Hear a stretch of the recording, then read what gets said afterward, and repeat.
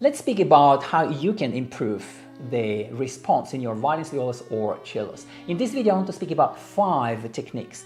I want to speak about arching, I want to speak about tonal setup with the bridge and the sound post, about string spacing, about string tension and about playing it in. Let's begin with arching.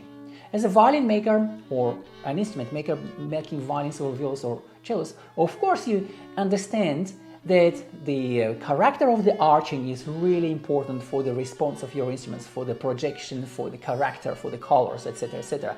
And you of course understand that it is crucially important to match perfectly the top and the bottom, the spruce and the maple. These two completely different types of wood must make a perfect couple.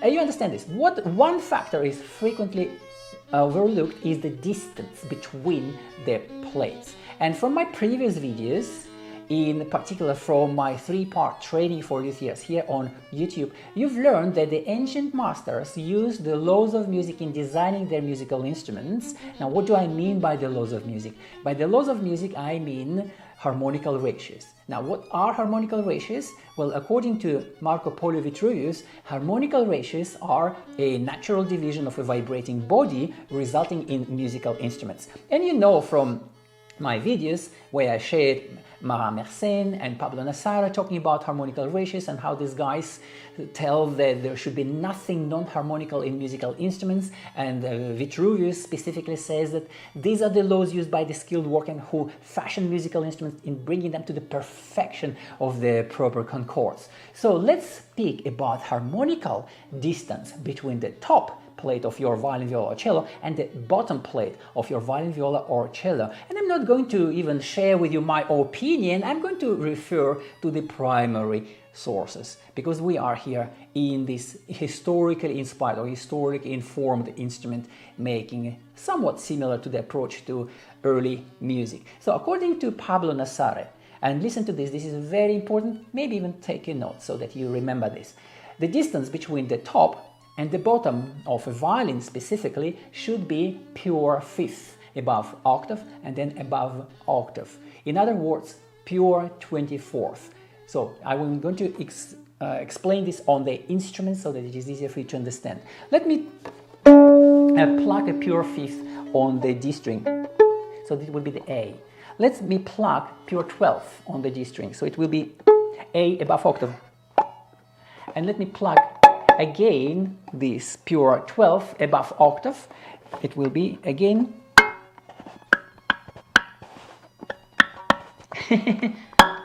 there we go. So this is the distance according to Pablo Nassara between the plates of the violin. Let me measure this. I believe it should be around 57 millimeters. And here's the bizarre thing. Let's say Pablo Nassara specifies the distance between the top arching and the bottom arching in this area, in the lower bouts or the upper bouts. However, and that's correct. However, what you want to do is you want to have these distances harmonical all over. So in this particular violin, the distance between the top plate and the bottom plate is harmonical also in the center. And of course, in this area as well. Now you have just learned a harmonical trick as known to the greatest masters of the 17th century, as you have just learned from Pablo Nassara, who wrote this monumental treatise on music, Escuela en Musica según la Práctica Moderna, and he's been working on it his entire life. It's been published so many times, first time in the 17th century, and then in the 18th century as well. So the publication that I have here at my workshop is from 1724, and this is where you can learn about harmonical ratios in musical instruments. Mind, it is ancient Spanish, so if you do not speak Spanish, it might be a little bit tricky, and even if you do speak fluent Spanish, it is still tricky because it is old Spanish, and on top of this, when he talks about harmonical ratios, he uses Latin terminology. Why Latin terminology? Well, because Latin language was the international language back then, just a little bit like English today. Then, back then, in the 17th, 18th century, they used Latin. And instrument makers use these concepts, this principle, for 2 millennia at the least. This concept, unfortunately, mysteriously, has been lost already by the Italians in the 18th century, and Pablo And Antonio Bagatella says nothing about harmonical ratios in his treatise on violin making. So that's number one.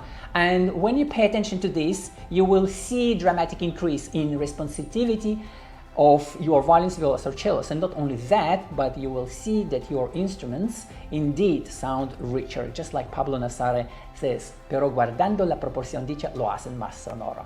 I wish you all the best with this method. So, by the way, if you find value in this knowledge that I'm sharing with you now, subscribe to my channel so that you do not miss future content from this channel dedicated especially to helping both instrument makers and also musicians to achieve more success in their professional and personal lives. Let's speak about number two.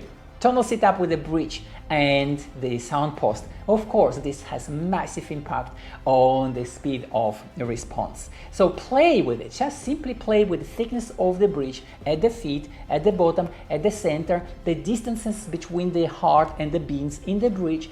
Play with the type of the wood you are using for the bridge. Play with the type of the wood you are using for the sound post, the thickness of the sound post, and where exactly you place the sound post. That will have huge impact on the tonal qualities of your instruments and responsivity of your instruments. When I work with instruments for my clients, it is not unusual for me to spend a good whole day and an afternoon just to optimize tonally their violins, because violin sound post and violin bridge, it just looks really simple, but when you really want to do this perfectly, it is a really subtle and really time-consuming job.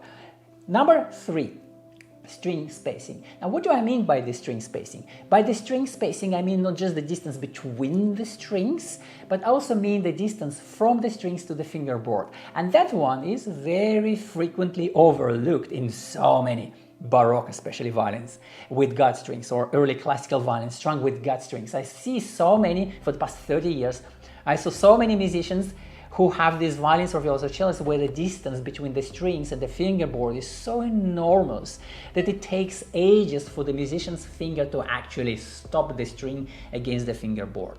And this is where the response slows down dramatically. This is where all these strange sounds are introduced, these parasites, these unclear, not clean sounds are introduced just because it takes too long time to stop the string. So you really need to pay attention to this and experiment. This really depends on the type of the strings, and when we are dealing with Baroque instruments or classical instruments, it also depends on their pitch. So there you go. So there is an absolutely unlimited scope for experimentation and finding the ideal setup. Remember, as Galeazzi wrote in the late 18th century, that the strings should be as close to the fingerboard as possible, just so that they don't buzz. I hope that makes sense. And again, with correctly chosen gut strings, you can go to the fingerboard really close without losing the dynamic range. You can still play really forte without buzzing. You can still play really piano and still have that incredible speed of response on your Baroque or early Romantic violin strung with gut strings. Now let's speak about the fourth technique which you might want to use in order to improve response in your violins, violas, or cellos. String tension. Some instruments function better with lower tension strings. Some instruments function with higher tension strings much better, and sometimes you just need the medium tension strings. Well, experiment with that, because there is no one-size-fits-all approach to musical instruments and stringing them. So just simply experiment with that. If you have any questions, comment below this video. I'm here to help. And number 5, playing it in. Now, as a violin maker, maybe you are not a player, or maybe you just don't have hours and hours and hours to play the instrument in so that it breaks in and becomes a more responsive instrument just by playing it in. Well, here's the trick you can use. I have at my workshop an electric vibrator which you can attach to the bridge, then plug it in at a specific frequency and just leave it for a few hours or overnight or a couple of days. That dramatically improves the response in your instrument without you having to play it in. Well, what do I do differently in my workshop? I use this technique, so I use this electrical device. However, I will also spend hours playing it playing the instrument in for my customer before I deliver it, because I really want to make 100% sure that the sound is exactly to the liking of the customer, and I'm also happy about the sound of the instrument, and I learn more about my growth as an instrument maker, and that's just really fun to do that. So these are the 5 tips I wanted to share with you in this video, how you can dramatically improve the response in your violins, violas and cellos. Let me summarize one more time. The arching, really important, harmonical ratio, harmonical musical distance between the archings. Remember, respect the laws of music in your musical instruments. That's what makes them musical. Number 2, tonal setup with the bridge and the sound post. Kind of obvious, and this is really a limitless scope of what you can do with just sound post and the bridge. Number 3, the string distance between the strings and the fingerboard. Very, very important, and very frequently, very easily overlooked, especially by really good players who have this amazing technique. They will adapt to anything, and they will even not notice that they could play even better just by fixing this one little thing. So pay attention, especially to really advanced, technically advanced musicians, because those are the ones who are more likely to have problems in their instruments, okay? And number 4 is the string tension. Experiment with lower tension strings and higher tension strings, and of course learn more about correct historical stringing if you are into Baroque instruments. And number 5, playing it in. So use this mechanical or electric vibrator to wake your instruments up so that they are ready for the performance, they are ready for the player's hands.